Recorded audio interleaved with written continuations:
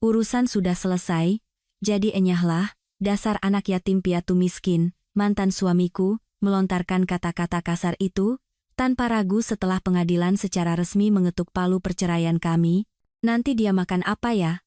Kasihan sekali, cibir Wimala, selingkuhan yang menjemputnya dengan mobil pengantin, dari samping. Namun, mereka sama sekali tidak tahu tentang masa laluku. Hari di mana aku menelepon kakek, pernikahan mereka berubah menjadi neraka. Sebelum kita memulai, ikuti terus cerita ini, dan semoga keberuntungan menyertaimu sepanjang hari. Kisah hari ini dimulai. Koridor lantai 3 Pengadilan Keluarga Jakarta Selatan terasa sunyi. Kania Jiwatama baru saja menyelesaikan sidang perceraiannya secara resmi pada pukul 14.00. Ia mendorong pintu ruang sidang, dan melangkah keluar. Tidak ada ekspresi di wajah Kania, bibirnya tidak bergetar, matanya pun tidak memerah. Ini adalah momen di mana pernikahan 3 tahunnya berakhir, namun Kania tetap tenang. Baskara, yang berjalan di belakangnya, melonggarkan dasinya lalu angkat bicara, urusan sudah selesai, jadi enyahlah, dasar anak yatim piatu miskin. Baskara tertawa mengejek, suaranya menggema di sepanjang koridor. Hebat sekali kau bisa bertahan selama 3 tahun, berpura-pura menjadi gadis yatim piatu miskin untuk menipu keluargaku. Terima kasih, berkat kau, orang tuaku merasa sangat puas bisa mengusirmu. Kania berhenti dan berbalik menatap Baskara. Baskara memasukkan kedua tangannya ke saku celana dan berjalan cepat mendekati Kania. Kau pikir perempuan yatim piatu sepertimu akan dapat uang tunjangan sepeser pun? Jangan mimpi. Tidak ada pembagian harta gono gini. Baskara mendorong bahu Kania dengan keras. Tubuh Kania terhuyung ke belakang tetapi tidak jatuh. Ia menahan diri dengan tangan di dinding dan menjaga keseimbangannya. Baskara menyeringai dan memandang Kania dari ujung rambut hingga ujung kaki. Tapi terima kasih, ya. Karena kau berakting jadi anak yatim, orang tuaku senang sekali. Mereka bilang sangat menyenangkan menindas menantu perempuan miskin. Kania tidak berkata apa-apa, hanya menatap Baskara dalam diam. Lift tiba di lantai 1, terdengar bunyi ting. Baskara berjalan keluar lebih dulu, dan Kania mengikutinya perlahan. Saat melewati lobi pengadilan dan keluar dari pintu utama, terik matahari sore terasa membakar wajah. Panasnya membuat sesak. Kania sedikit menyipitkan matanya. Baskara bergegas menuruni tangga menuju jalan raya. Di depan gerbang utama pengadilan, sebuah limosin hitam yang dihias dengan pita dan bunga segar untuk pernikahan terparkir. Hiasannya berkilauan di bawah sinar matahari. Wimala, yang duduk di kursi pengemudi, menurunkan kaca jendela dan melambaikan tangan. Mas, di sini. Suara Wimala tidak bisa menyembunyikan kegembiraannya. Baskara membuka pintu mobil dan duduk di kursi penumpang, lalu mencium pipi Wimala. Wimala terkikik dan memeluk leher Baskara. Mas, ayo cepat berangkat. Semua tamu sudah menunggu. Wimala menurunkan kaca jendela sepenuhnya. Matanya menangkap sosok Kania yang sedang berjalan, menuruni tangga perlahan. Wimala menutup mulutnya dengan tangan dan tertawa. Mas, bagaimana ini? Dia tidak dapat tunjangan, malah diusir tanpa harta sepeser pun. Baskara merangkul bahu Wimala, dan menambahkan, tentu saja, kita langsung ke hotel. Dokumennya sudah beres hari ini, jadi aku sudah menetapkan tanggal pernikahan kita. Wimala mengambil sebuah kartu undangan pernikahan yang tergeletak di lantai dekat kursi penumpang, amplop merah muda dengan ukiran kata wedding berwarna emas. Wimala melemparkan undangan itu keluar jendela. Amplop itu melayang terbawa angin, berputar, lalu jatuh tepat di kaki Kania. Kak, kalau ada waktu datang ya, ambil buket bunganya juga boleh. Oh, tapi bukankah kakak akan sendirian? Ambil buket bunga juga percuma saja, Wimala tertawa melengking. Baskara ikut tertawa dan menggenggam erat tangan Wimala. Cepat jalan, nanti riasan pengantinmu luntur. Mobil melaju dengan tiba-tiba. Suara mesin menderu. Roda belakangnya melewati genangan air kecil, membuat lumpur menyiprat. Air kecoklatan itu mengenai blas putih dan rok hitam Kania. Noda itu menyebar di pakaiannya. Kania tidak membersihkan pakaiannya. Ia mengangkat kepala menatap mobil yang menjauh. Mobil itu berbelok di tikungan jalan dan menghilang dari pandangan. Kania membuka tas tangan bermerek dari kulit hitam mahal dan mengeluarkan ponselnya. Ia membuka layar dan menekan nomor yang tersimpan dengan nama kakek Jiwatama. Setelah 2 kali dering, panggilan tersambung. Suara seorang pria yang dalam dan tegas terdengar. Kania?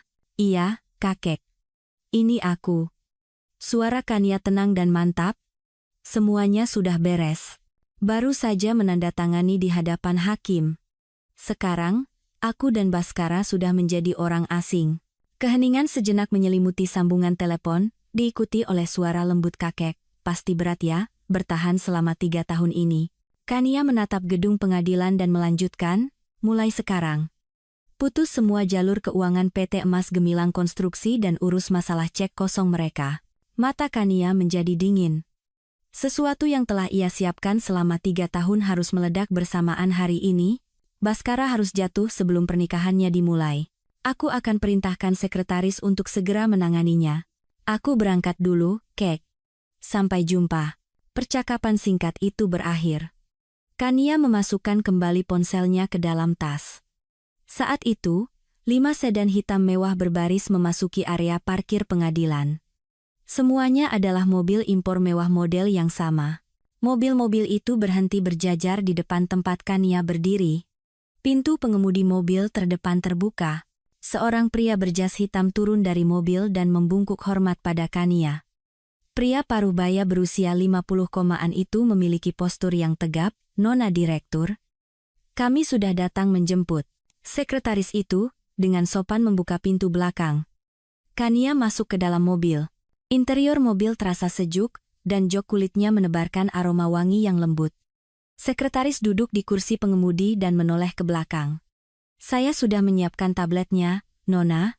Ia mengambil sebuah kotak kulit hitam yang diletakkan di kursi penumpang depan dan menyerahkannya ke belakang. Kania menerima kotak itu dan membukanya. Layar tablet penuh dengan daftar berbagai pihak, bukti penggelapan dana oleh Baskara, penyalahgunaan kartu kredit perusahaan oleh Wimala, bukti rekayasa akuntansi PT Emas Gemilang Konstruksi, dan rekening rahasia Baskara. Ia menggeser layar dengan jarinya, memeriksa file satu persatu. Sebuah tabel berisi angka-angka terbuka. Jumlah uang yang digelapkan Baskara dari perusahaan selama 3 tahun lebih dari 15 miliar rupiah. Daftar belanja barang-barang mewah Wimala dengan kartu kredit perusahaan juga bernilai miliaran rupiah. Kania sedikit menyeringai. Tuntutan hukumnya nanti saja. Yang pertama, buat pernikahan hari ini menjadi neraka, kata Kania dingin sambil menutup tablet, rampas segalanya dari mereka di saat mereka paling bahagia. Itu akan menjadi yang paling menyakitkan. Siap, Nona. Saya akan laksanakan perintah. Sekretaris menyalakan mesin, konvoi mobil meninggalkan pengadilan. Orang-orang di jalan memandang iring-iringan sedan mewah itu dengan heran. 1 jam kemudian, di aula resepsi sebuah hotel mewah di kawasan Sudirman. Lampu gantung kristal di langit-langit bersinar gemerlapan. Lorong dari pintu masuk menuju panggung dihiasi dengan mawar putih dan bunga lili. Di atas panggung, sebuah kotak seserahan dihiasi dengan lilin emas dan kain putih. Para tamu mulai berdatangan dan memenuhi ruangan. Di ruang rias pengantin, Wimala sedang bercermin sambil memoles lipstik. Gaun pengantin putih bersihnya berkilauan di bawah cahaya lampu. Pintu ruang rias terbuka, 2 teman Wimala masuk. Wimala, selamat ya, cantik banget. Akhirnya jadi nyonya besar, iri deh. Wimala tersenyum lebar dan melambaikan tangan. Terima kasih, hari ini aku benar-benar bahagia, seperti mimpi. Seorang temannya melihat ponselnya, dan raut wajahnya menegang. Tangan temannya yang memegang ponsel sedikit bergetar, Wimala. Temannya menyodorkan layar ponsel. Wimala menatap layar itu. Notifikasi berita kilat muncul. Berita kilat, PT Emas Gemilang Konstruksi mengalami gagal bayar cek pertama. Semua rekening perusahaan dibekukan. Bank kreditor menuntut pelunasan segera. Jeritan kecil keluar dari mulut Wimala. Apa-apaan ini? Lipstik di tangannya jatuh ke lantai. Wimala meraih ponselnya dengan tangan gemetar. Ia buru-buru membuka aplikasi mobile banking. Saldo di rekening perusahaan menunjukkan angka 0. Kartu kredit perusahaan yang terhubung dengan rekening pribadinya juga telah diblokir. Wajah Wimala pucat pasi, harus telepon Mas Baskara. Apa yang terjadi? Wimala segera menekan nomor Baskara. Hanya nada sambung panjang yang terdengar, Di aula resepsi, Baskara sedang berjalan menyapa para tamu. Ia tidak merasakan getaran ponsel di sakunya. Pak Baskara, bisnis Anda kelihatannya bagus sekali ya? Sapa seorang pria berusia 60-an, sambil menepuk pundaknya. Tentu saja, Pak.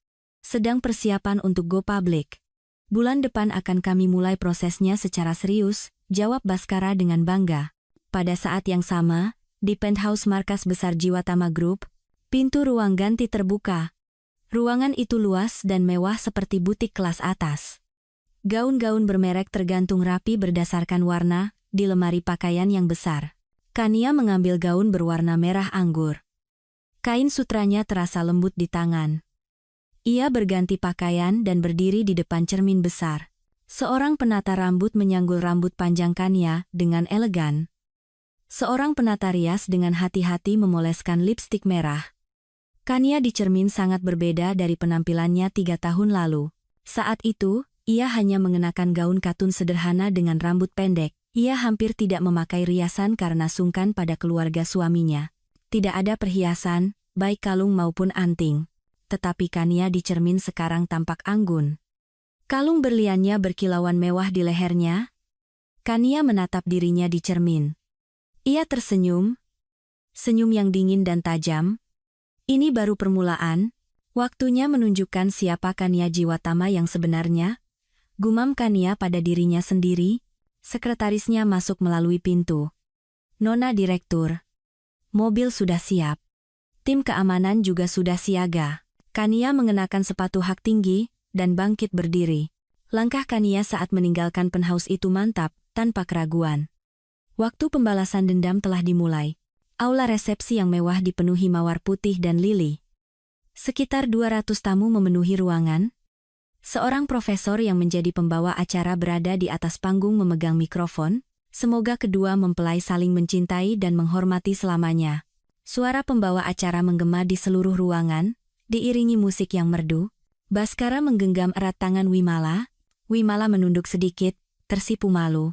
Saat itu, bisik-bisik mulai terdengar dari belakang ruangan. Beberapa tamu melihat ponsel mereka, dan raut wajah mereka berubah. Ada apa? Kudengar PT Emas Gemilang Konstruksi bangkrut. Bisikan itu semakin keras. Seorang pejabat bank yang duduk di barisan depan berdiri. Tunggu sebentar. Saya harus memeriksa ini segera.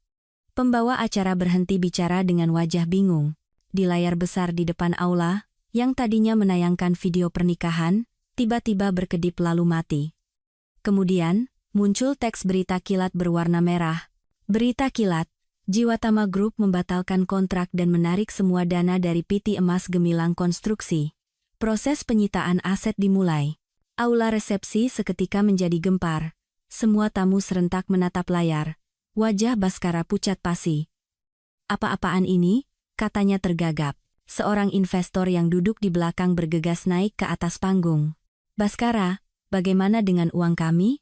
Pria berusia 50-an itu mencengkeram kerah baju Baskara, 30 miliar. Kembalikan uangku 30 miliar sekarang juga. Investor lain ikut mengerumuni panggung. Uangku juga ada 20 miliar, dasar penipu. Baskara terhuyung ke belakang. Wimala menjerit dan mundur. Mas, ada apa ini? Pada saat itu, pintu depan aula terbuka perlahan. Pengawal berjas hitam berbaris masuk, diikuti oleh Kania dalam gaun merah anggur yang melangkah dengan anggun. Aula seketika hening. Mata semua orang tertuju pada Kania. Ia berjalan perlahan di sepanjang karpet merah menuju panggung. Suara sepatu hak tingginya menggema di lantai marmer. Ibu Baskara, yang duduk di kursi keluarga, mengenali Kania. Bukankah itu Kania? Ibu Baskara bangkit berdiri, dan bergegas menghampirinya. Dasar anak yatim piatu, siapa kau berani membuat kekacauan di sini? Enyah kau sekarang juga? Ibu Baskara mengulurkan tangan untuk menarik lengan Kania. Seorang pengawal dengan cepat menghalanginya. Minggir, minggir. Ibu Baskara mendorong pengawal itu. Tetapi pengawal itu tidak bergeming. Pengawal itu mendorong balik Ibu Baskara dengan pelan. Ibu Baskara kehilangan keseimbangan dan jatuh ke lantai. Aduh, jeritannya terdengar. Para tamu terkejut dan berdiri.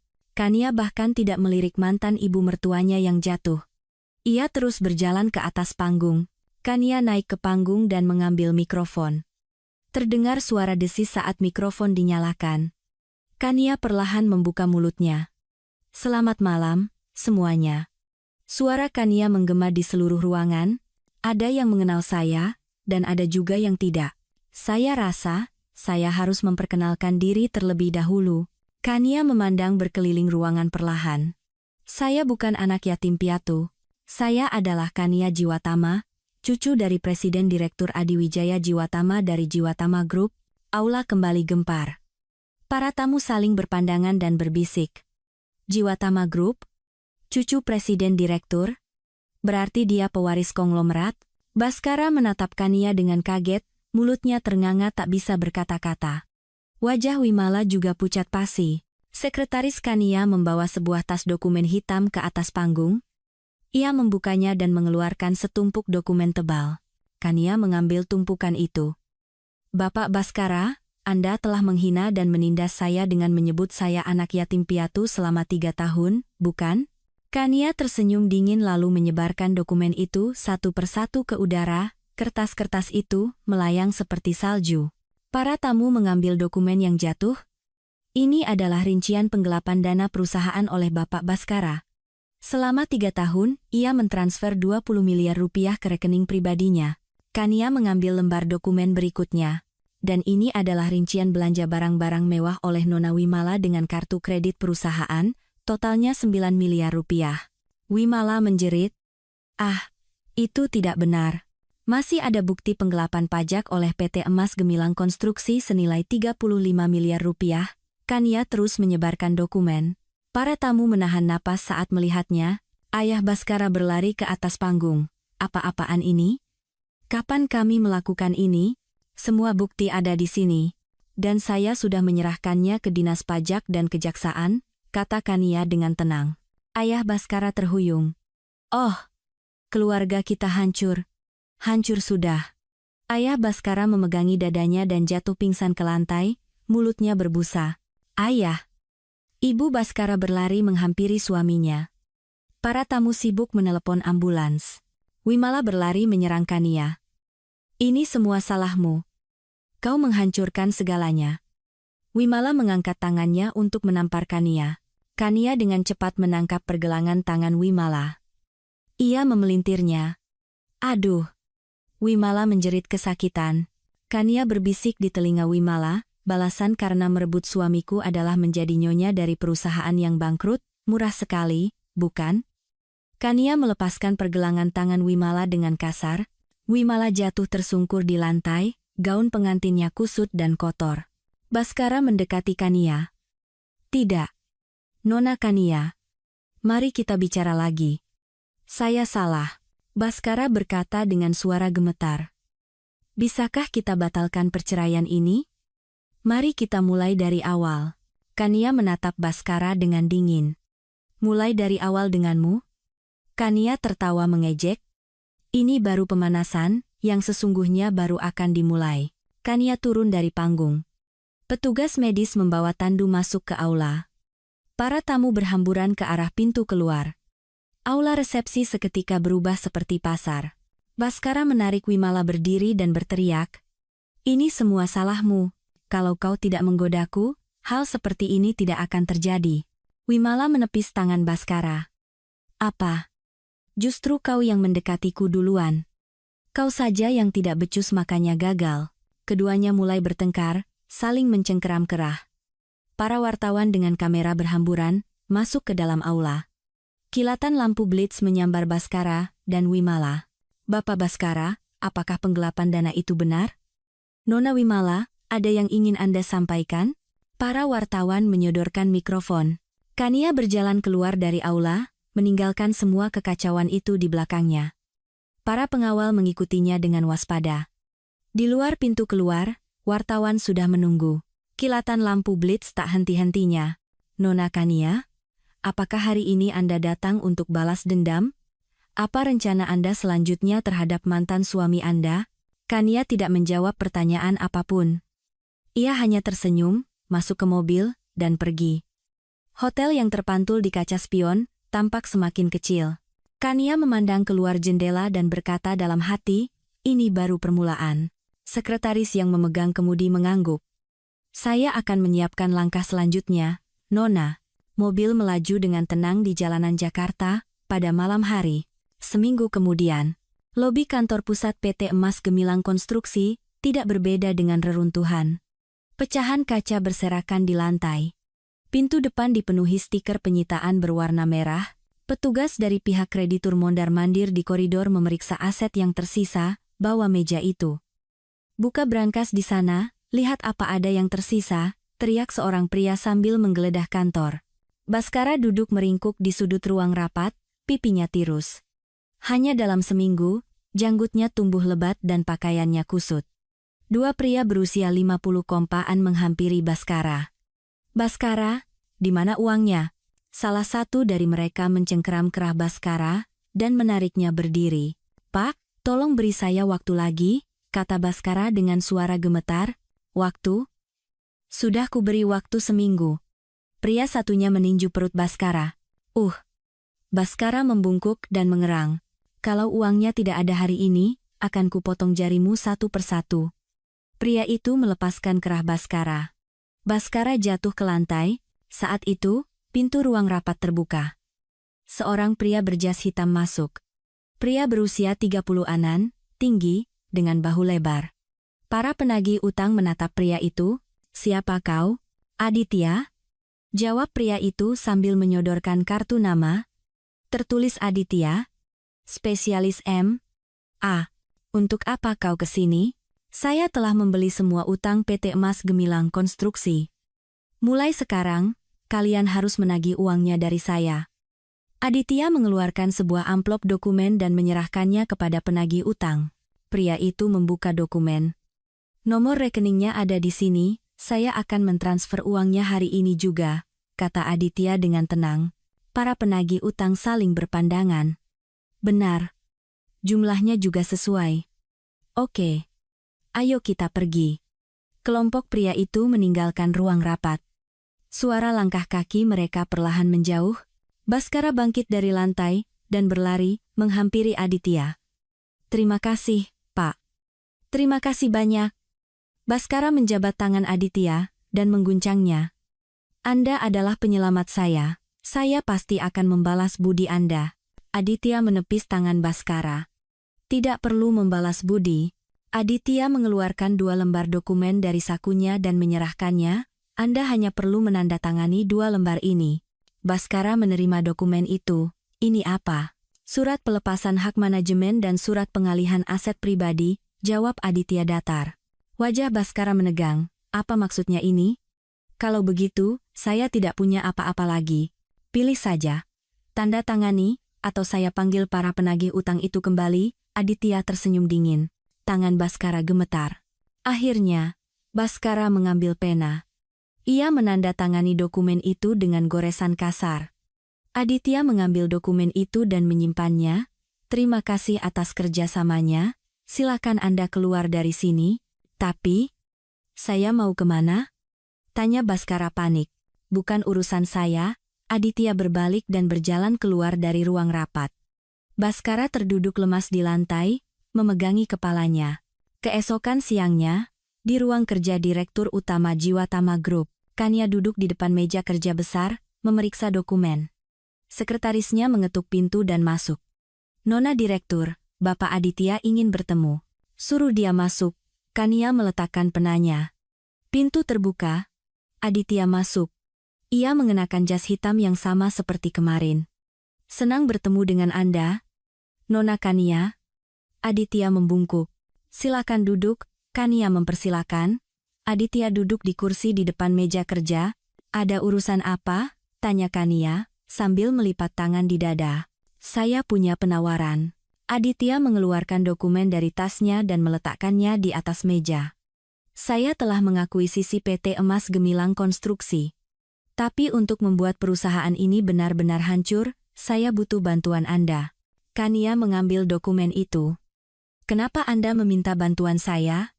Anda punya kekuasaan, dan saya punya modal. Jika kita bekerja sama, kita bisa mengubur Baskara dari masyarakat secara sempurna. Aditya menatap lurus ke arah Kania. Kania meletakkan dokumen itu dan tersenyum. Anda juga punya dendam pada Baskara, kan? Tidak ada perasaan pribadi. Ini murni bisnis, jawab Aditya dengan wajah datar. Jangan bohong. Kalau ini hanya bisnis, Anda tidak perlu datang ke saya. Kania menatap Aditya dengan tajam. Aditya terdiam sejenak. Baiklah, saya akan jujur. Aditya mengeluarkan set dokumen lain dari tasnya. Baskara sudah melakukan penipuan dan penggelapan sejak masa kuliah. Adik saya adalah salah satu korbannya. Kania mengambil dokumen itu dan membacanya. Tercatat rincian penggelapan dana kegiatan klub oleh Baskara saat kuliah. Adik saya difitnah dan terpaksa keluar dari kampus karena kasus itu. Sekarang dia bekerja paruh waktu di sebuah minimarket di luar kota. Suara Aditya melembut. Kania menutup dokumen itu. Saya mengerti. Kita akan bekerja sama. Anda sudah memutuskan? Tanya Aditya dengan wajah terkejut. Orang brengsek itu juga melakukan hal seperti itu pada adik Anda? Kita harus membuatnya hancur sehancur-hancurnya. Kania tersenyum dingin. Aditya mengulurkan tangannya. Kania menjabat tangan Aditya. Jabat tangan itu terjadi. Pada saat yang sama, di sebuah hotel melati kumuh di Jakarta. Wimala duduk di tempat tidur, memandangi alat tes kehamilan. 2 garis merah muncul dengan jelas. Hamil, gumam Wimala. Ia mengambil ponselnya dan menelepon Baskara. Nada sambung panjang terdengar, tetapi tidak ada yang menjawab. Angkat, dong. Wimala menelepon lagi, tetap tidak ada jawaban. Wimala melempar ponselnya ke tempat tidur. Mas Baskara sepertinya sudah tidak bisa diandalkan. Kalau begitu, Wimala mengetik nama Kania Jiwatama di kolom pencarian berita. Gambar kantor pusat di Jiwatama Group muncul. Benar, aku harus menemui Kak Kania. Mata Wimala berbinar.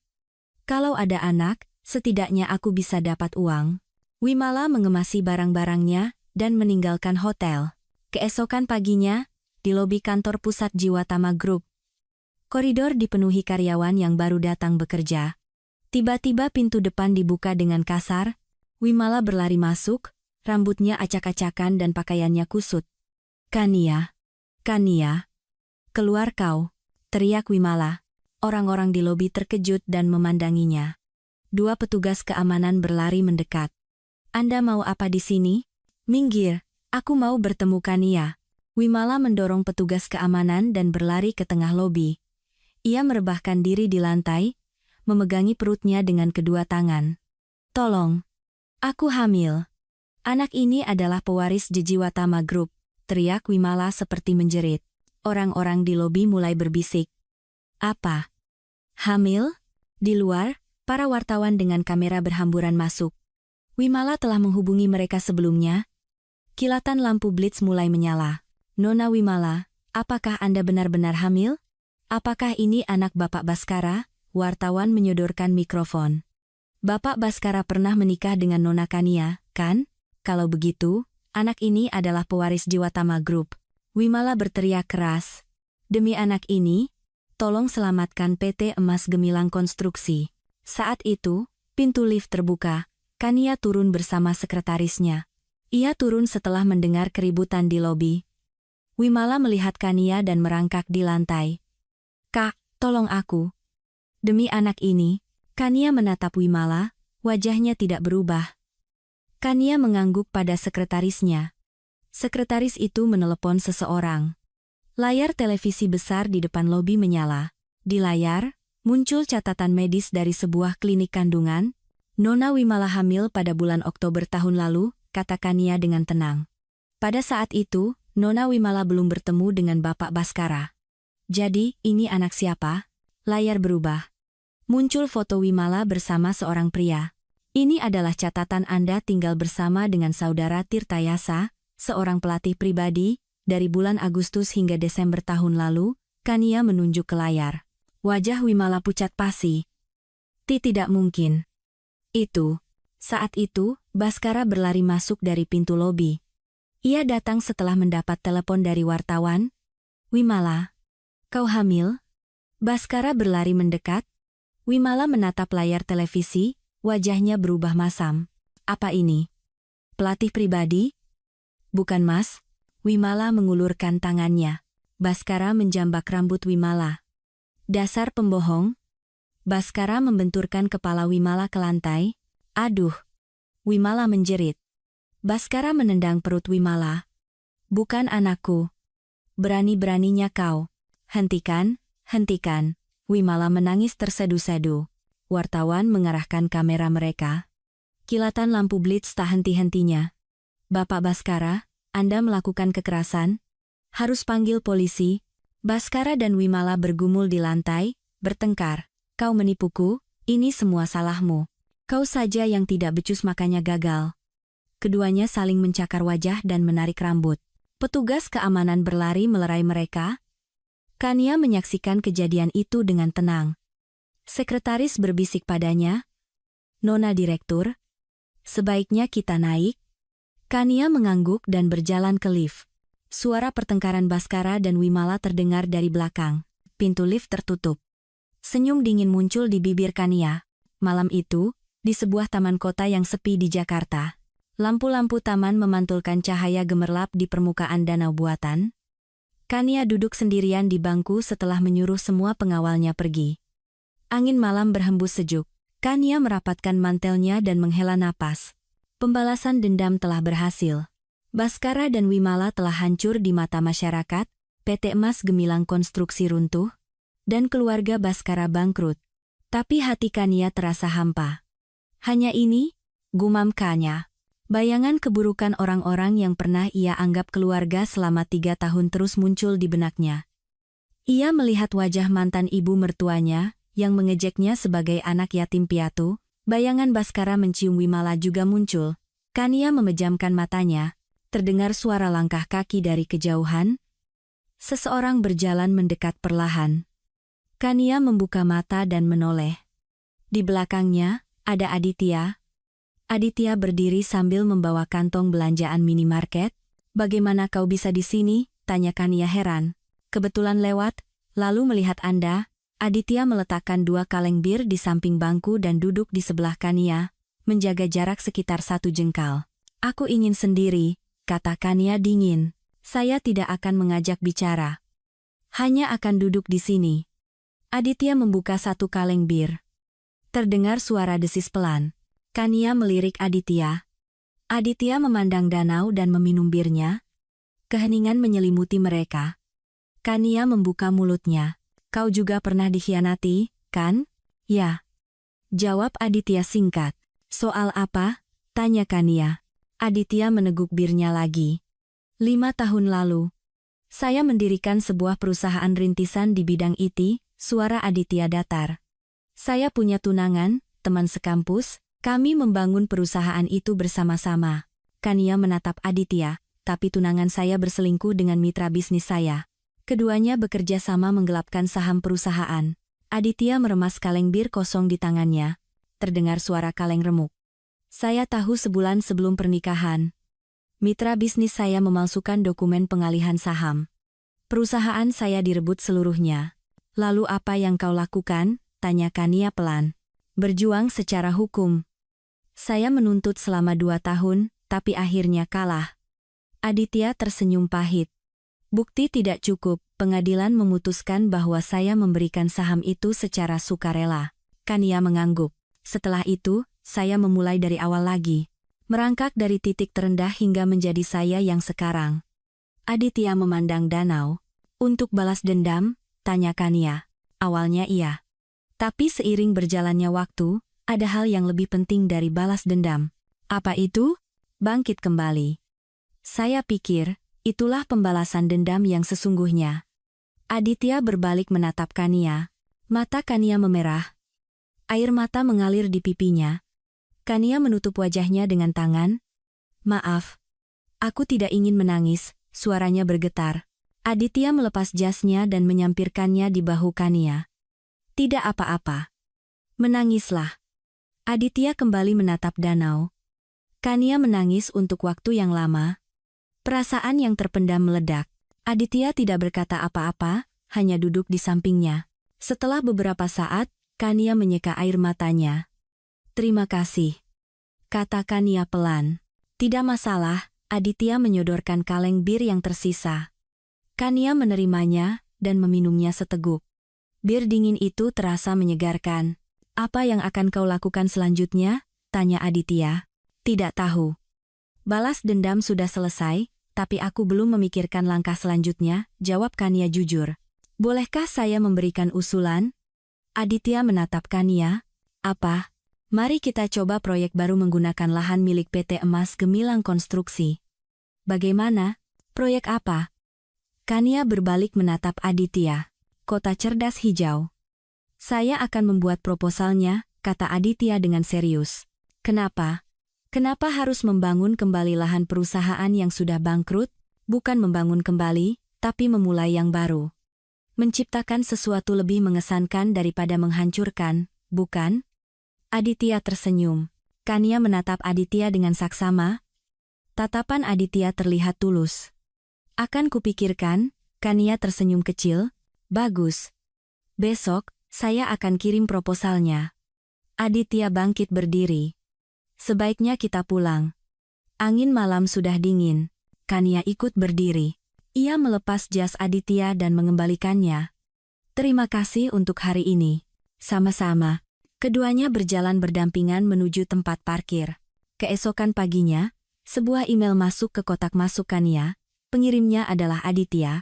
Kania membuka lampirannya. Judulnya Proposal Proyek Kota Cerdas Hijau. Kania membaca file itu satu persatu, ada rancangan yang sangat detail. Desain bangunan yang dilengkapi panel surya sangat mengesankan. Mata Kania berbinar. Ini luar biasa, gumam Kania.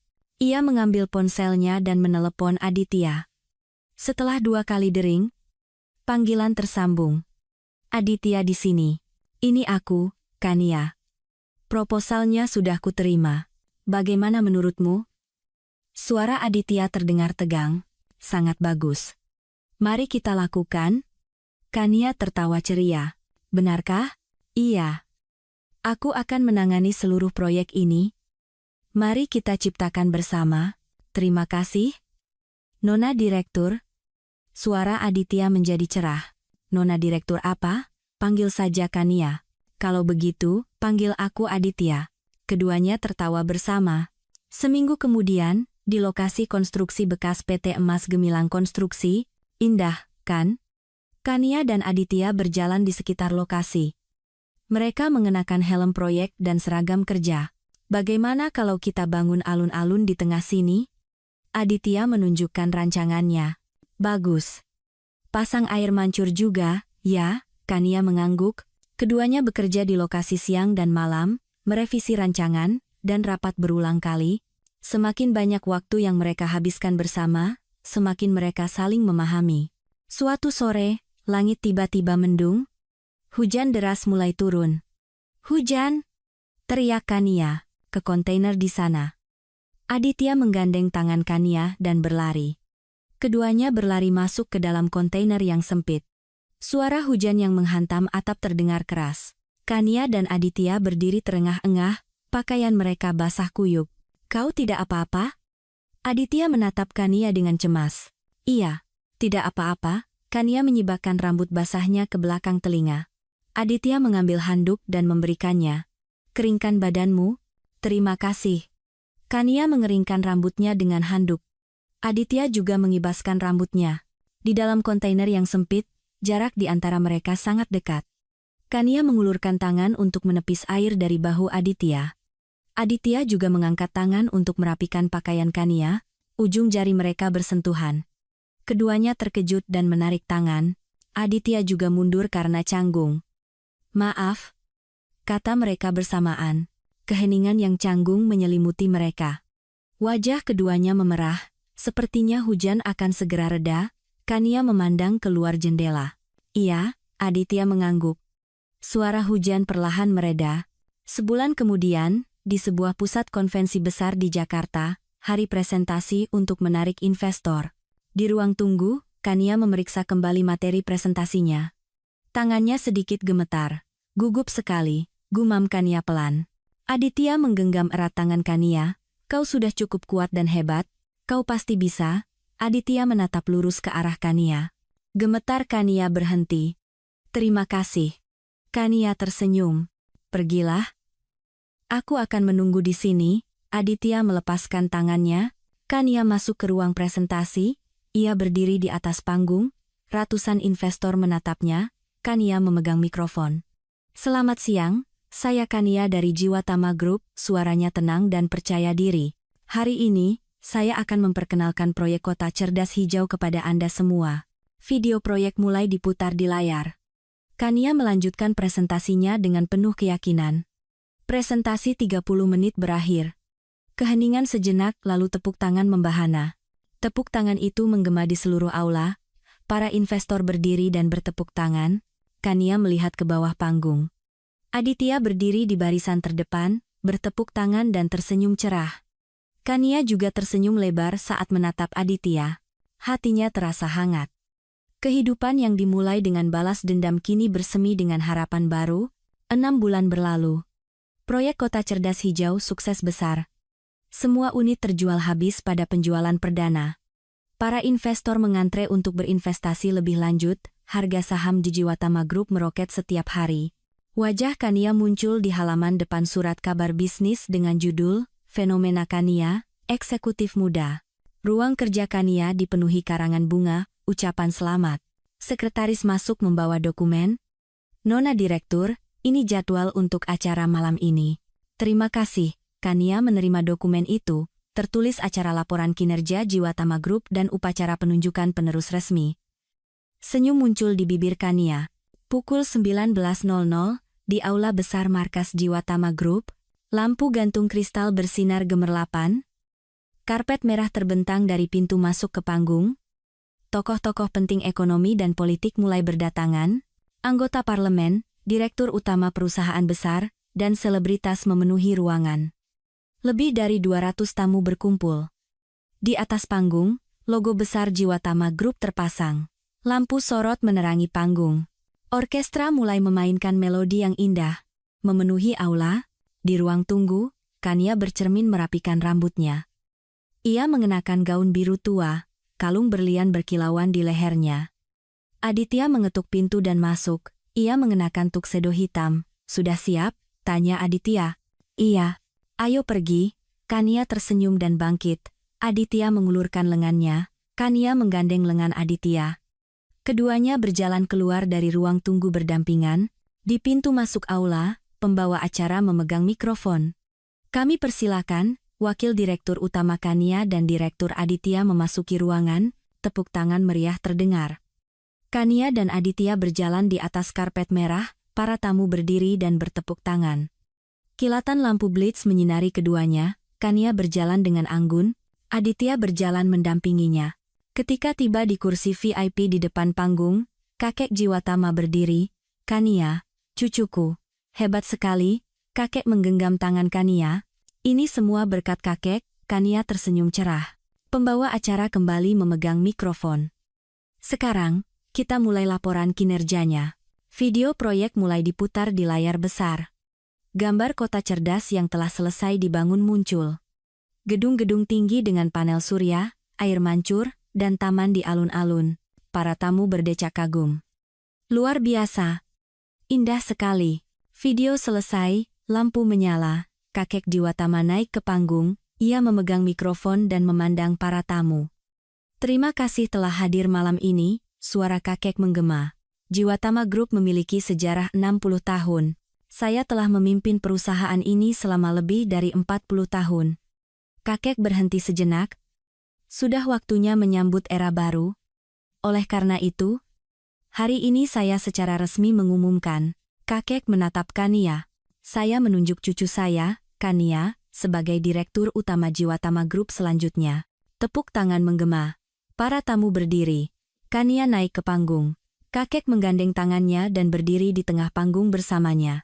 Katakan sesuatu, kakek memberikan mikrofon. Kania mengambil mikrofon. Terima kasih, kakek. Kania membungkuk pada para tamu. Saya merasa sangat terhormat bisa berdiri di sini sebagai penerus. Suara Kania mantap. Saya akan mengembangkan Jiwatama Group menjadi lebih maju lagi. Akan membangun perusahaan yang bermanfaat bagi masyarakat dan mengutamakan manusia. Tepuk tangan kembali terdengar. Kania turun dari panggung. Musik mulai dimainkan lagi. Para tamu memegang gelas sampanye dan berbincang. Saat acara semakin meriah, tiba-tiba lampu padam. Aula menjadi sunyi. Satu lampu sorot menyorot ke tengah panggung. Aditya berjalan ke atas panggung. Para tamu mulai berbisik. Siapa itu? Bukankah itu Direktur Aditya? Aditya berdiri di tengah panggung. Lampu sorot kedua mengarah ke Kania. Aditya menatap Kania. Nona Kania, bisakah Anda naik ke panggung sebentar? Kania menunjukkan wajah terkejut. Orang-orang di sekitarnya mendorongnya. Ayo, naik. Kania perlahan naik ke panggung. Aditya menggandeng tangannya dan berjalan ke tengah panggung bersama. Lampu menyorot keduanya. Aditya melepaskan tangan Kania dan berlutut dengan satu kaki. Suara riuh terdengar di aula. Melamar? Ya Tuhan. Aditya mengeluarkan sebuah kotak kecil dari sakunya. Ia membukanya. Sebuah cincin berlian berkilauan. Kania menutup mulutnya dengan tangan. Matanya terbelalak. Kania? Saat pertama kali kita bertemu, kita memulai sebagai mitra bisnis. Aditya menatap Kania dan berkata, tapi saat kita bekerja bersama, aku sadar betapa luar biasanya dirimu. Aku mencintai kekuatanmu dan juga kelemahanmu. Mata Kania memerah, air mata menggenang. Sekarang, aku tidak ingin hanya menjadi mitra bisnismu, tapi juga pasangan hidupmu. Aku ingin tertawa dan menangis di sisimu selamanya. Aditya mengangkat cincin itu. Kania, maukah kau menikah denganku? Aula sunyi senyap, seolah menahan napas. Semua orang menunggu jawaban Kania. Air mata mengalir di pipi Kania. Iya, aku mau. Jawab Kania dengan suara bergetar. Sorak-sorai gembira menggema. Tepuk tangan dan teriakan memenuhi aula. Aditya memasangkan cincin di jari Kania. Ia bangkit berdiri dan memeluk Kania erat. Kania juga memeluk Aditya. Aditya menangkup wajah Kania dengan kedua tangannya. Ia mencium Kania. Ciuman yang penuh gairah dan dalam. Sorak-sorai semakin keras. Kilatan lampu blitz tak henti-hentinya. Kakek berdiri dan bertepuk tangan, tersenyum cerah. Pada saat yang sama, di seberang gedung hotel, sebuah layar televisi besar menyiarkan langsung acara di dalam aula. Di sebuah gang gelap di bawah layar itu, dua orang berjongkok. Mereka adalah Baskara dan Wimala. Rambut Baskara acak-acakan dan janggutnya lebat, pakaiannya kotor dan robek. Wimala tidak berbeda jauh, wajahnya kotor dan rambutnya kusut. Keduanya menatap layar televisi dengan tatapan kosong. Gambar Kania dan Aditya berciuman muncul di layar. Baskara menggertakkan giginya. Itu semua seharusnya milikku. Gumam Baskara dengan suara bergetar.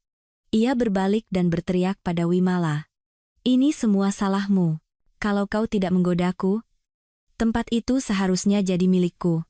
Baskara mencengkeram kerah Wimala. Wimala menepis tangannya. Apa? Kau saja yang tidak becus makanya gagal. Dasar pecundang tidak berguna, jangan salahkan orang lain. Wimala meludahi wajah Baskara. Baskara menjambak rambut Wimala.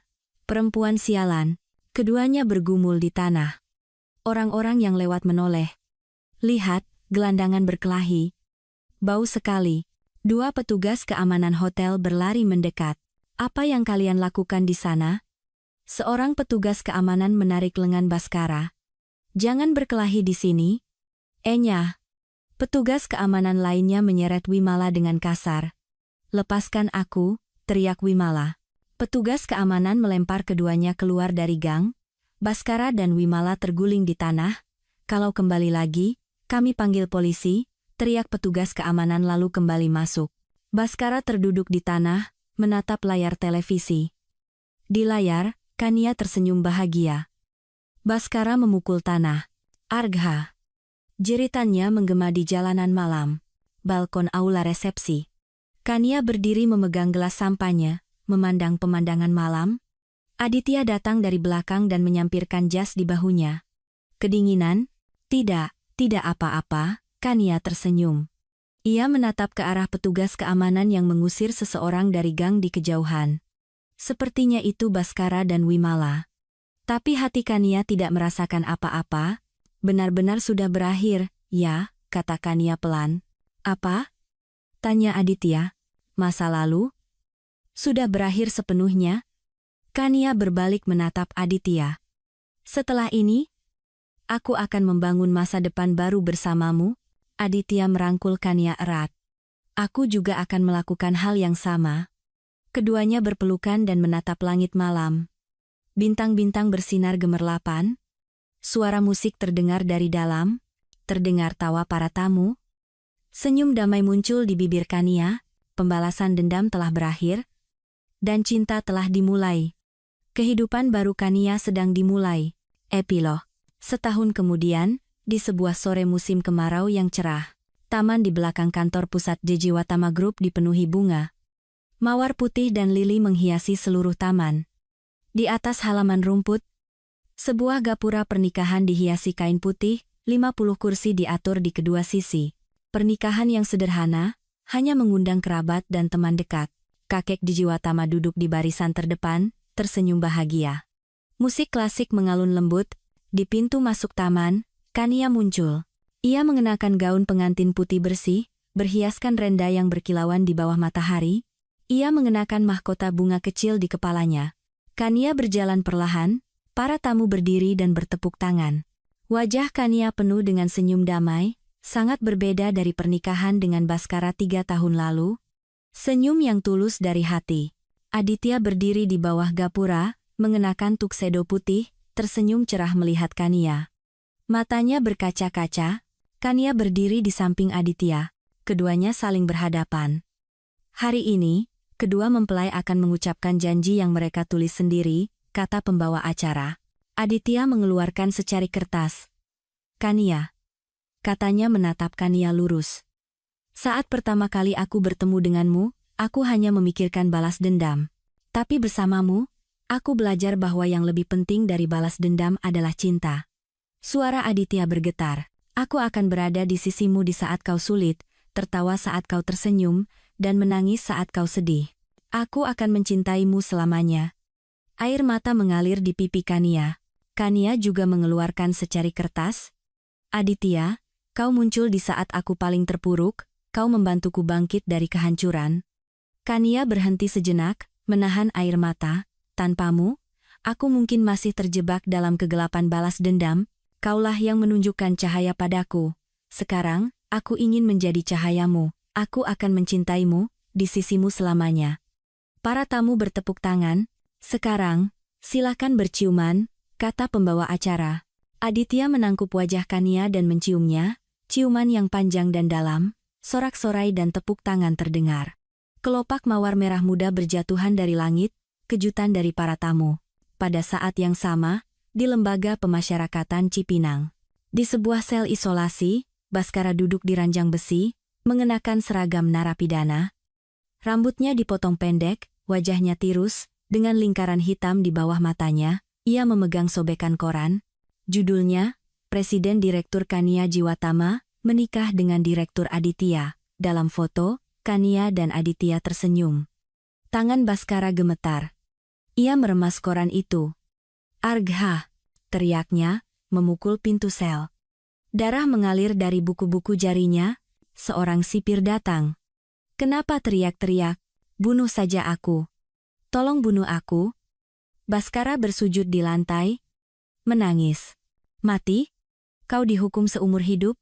Kau akan membusuk di sini selamanya. Sipir itu tertawa mengejek dan pergi. Pintu sel ditutup. Itu semua milikku. Isak tangis Baskara menggema di sel yang sunyi. Di bengkel jahit penjara wanita. Wimala duduk di depan mesin jahit, mengenakan seragam narapidana. Wajahnya tanpa ekspresi, matanya kosong. Wimala, panggil seorang sipir. Ia bergegas ke ruang kunjungan. Di balik kaca, ibunya duduk. Wimala mengambil gagang telepon. Ibu, ini hari terakhir, kata ibunya dingin. Apa maksud ibu? Ibu tidak akan mengunjungimu lagi. Bagi keluarga kita, kau sudah mati. Ibu, tolong. Bagaimana aku bisa sendirian? Wimala menangis. Pikirkan perbuatanmu. Penculikan, penggelapan. Ibu malu. Ibunya berdiri dan pergi tanpa menoleh. Wimala jatuh tersungkur, hanya isak tangisnya yang terdengar di ruang kunjungan. Di pesta pernikahan, Kania dan Aditya menyapa para tamu. Kakek memanggil Kania. "Ada yang ingin kau sampaikan, kan?" Kakek tersenyum penuh arti. Kania mengambil mikrofon. "Terima kasih telah datang hari ini. Dan saya punya kabar gembira." Kania menatap Aditya, yang tersenyum dan mengangguk. "Saya hamil 3 bulan." Kania meletakkan tangannya di perutnya. Keheningan sejenak, diikuti sorak-sorai gembira. "Selamat," kakek memeluk Kania, matanya berkaca-kaca. Aditya merangkul Kania. "Terima kasih," bisiknya. "Kita bertiga akan hidup bahagia." Kania menatap Aditya dan tersenyum. Beberapa tahun kemudian, di taman dekat kantor, Kania dan Aditya duduk di atas tikar piknik. Seorang gadis kecil berusia sekitar 5 tahun berlari-lari mengejar kupu-kupu. "Hati-hati, Jia," kata Kania. Aditya bersandar di bahu Kania. "Bahagia?" tanyanya. "Sangat bahagia. Terkadang terasa seperti mimpi." Kehidupan yang dimulai dengan balas dendam, tidak kusangka akan berakhir dengan cinta seperti ini. "Ini bukan akhir, tapi awal." Aditya menggenggam tangan Kania. "Awal kita yang sebenarnya." "Ayah, Ibu, ayo main." Jia menarik tangan mereka. 3 orang, ayah, ibu, dan anak, berjalan bergandengan tangan. Matahari terbenam, mewarnai langit dengan warna jingga keemasan. Angin hangat bertiup. Wajah Kania dipenuhi senyum damai. Tidak ada lagi balas dendam, kebencian, atau rasa sakit. Yang tersisa hanyalah cinta dan kebahagiaan. Ini adalah kisah Kania. Momen paling menyakitkan dalam hidupnya justru menjadi awal yang paling cemerlang. Menghina dan menginjak-injak seseorang, suatu saat pasti akan ada balasannya. Jika Anda sedang mengalami masa sulit, percayalah bahwa suatu hari musim semi pasti akan datang.